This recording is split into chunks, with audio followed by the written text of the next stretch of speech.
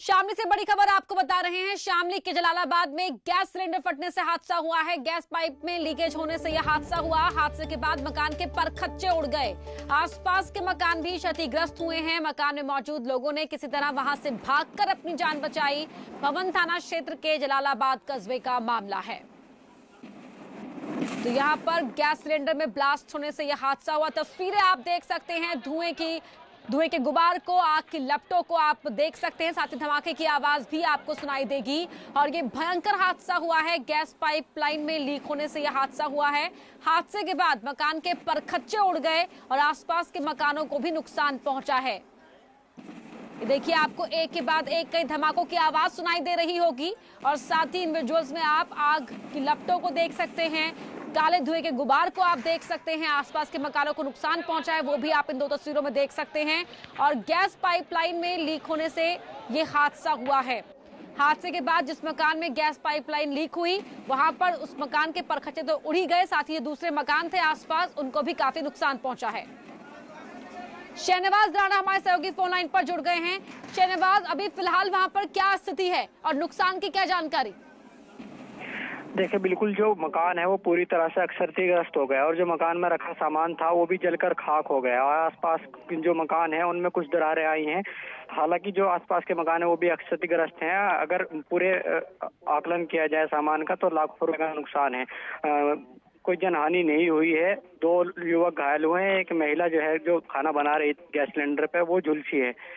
अभी हालात सामान्य है। आग पर काबू पा लिया गया है। जी, बहुत शुक्रिया आपका इस जानकारी के लिए। तो अब हालात सामान्य हो चुके हैं, आग पर काबू पा लिया गया है। जो महिला खाना बना रही थी वो जख्मी हुई है, 2 युवक भी जख्मी हुए हैं।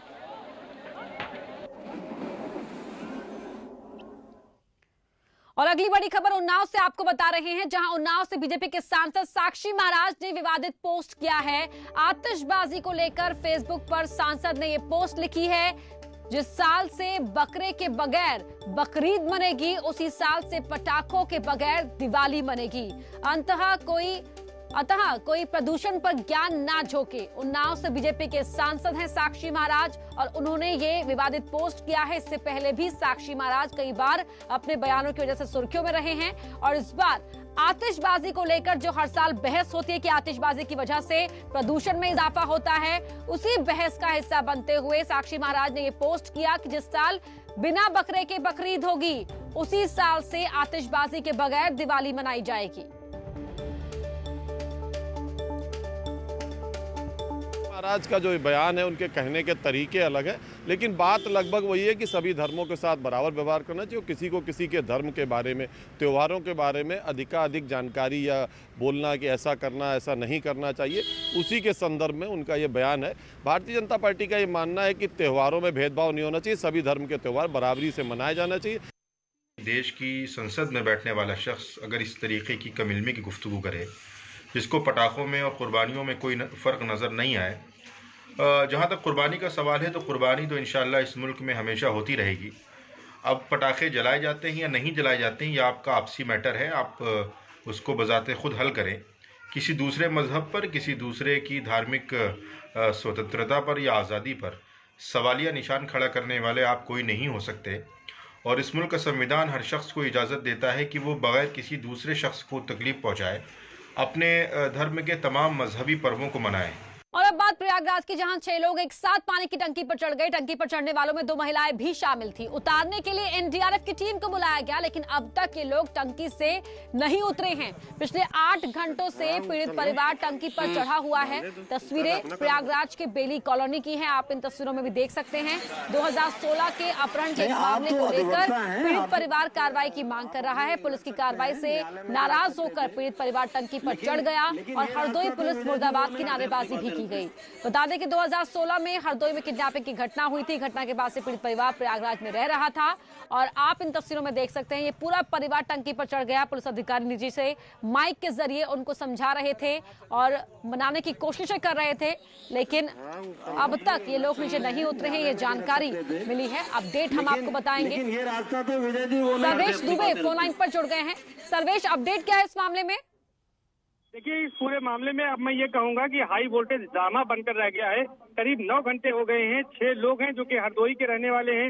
विजय प्रताप सिंह जो कि वकील भी हैं, उनका परिवार है और 2 महिलाएं शामिल हैं और 9 घंटे से लोग पानी की टंकी पर चढ़े हैं। प्रशासन उनको नीचे नहीं उतार सका है। हालांकि प्रशासन ने कई बार वार्ता की, पहल की, मौके पर एसडीआरएफ की टीम को बुलाया गया है, फायर ब्रिगेड को बुलाया गया है, नेट मंगाए गए हैं, कोई हादसा न हो। लोग इस बात को डर रहे हैं अधिकारी कि कहीं वहां पर जाने पर कोई कूद न दे, वहां से छलांग लगा दे। जी, बहुत शुक्रिया सर्वेश आपका इस जानकारी के लिए। 9 घंटे हो चुके हैं लेकिन अब तक परिवार नीचे नहीं उतरा है। लगातार उन्हें समझाने की कोशिशें की जा रही हैं लेकिन ये परिवार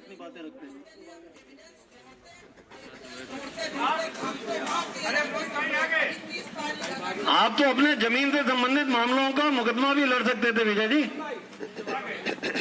फसल जोत ली, ये सब जोत ली तो इसमें कोई ना कोई मामला होगा ना। तो अगली बड़ी खबर कानपुर से आपको बता रहे हैं जहां एक महिला ने पानी की टंकी पर चढ़कर घंटों हाई वोल्टेज ड्रामा किया। मकान मालिक और पुलिस पर दबाव बनाने के लिए बेटियों के साथ ये महिला टंकी पर चढ़ गई। 10 महीने का बकाया किराया माफ कराने के लिए घंटों ये महिला ड्रामा करती रही और मीडिया ने जब इसका वीडियो बनाया उसके बाद टंकी से उतरकर कार में बैठकर चली गई महिला। नौबस्ता थाना क्षेत्र के मछरिया का ये मामला है। महिला अपनी बेटियों के साथ यहां पर टंकी पर चढ़ गई और मकान मालिक पर 10 महीने का किराया, जो बकाया किराया था, वो माफ करने का दबाव बना रही थी।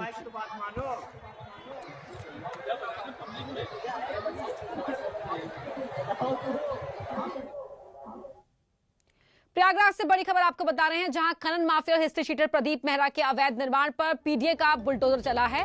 2500 वर्ग मीटर जमीन पर 3 मंजिला मकान के अवैध निर्माण का यह मामला है। आरोप है कि पीडीए से बगैर मानचित्र स्वीकृत कराए निर्माण कराया गया। हिस्ट्री शीटर प्रदीप नैनी के अरैल इलाके का रहने वाला है जिस पर नैनी समेत कई थानों में दर्जन से ज्यादा मुकदमे चल रहे हैं। हत्या की कोशिश, अवैध वसूली समेत कई संगीन मामलों में प्रदीप मेहरा का नाम आ चुका है। पीडीए के अधिकारी जेसीबी दस्ते के साथ अवैध निर्माण को गिराने पहुंच चुके हैं।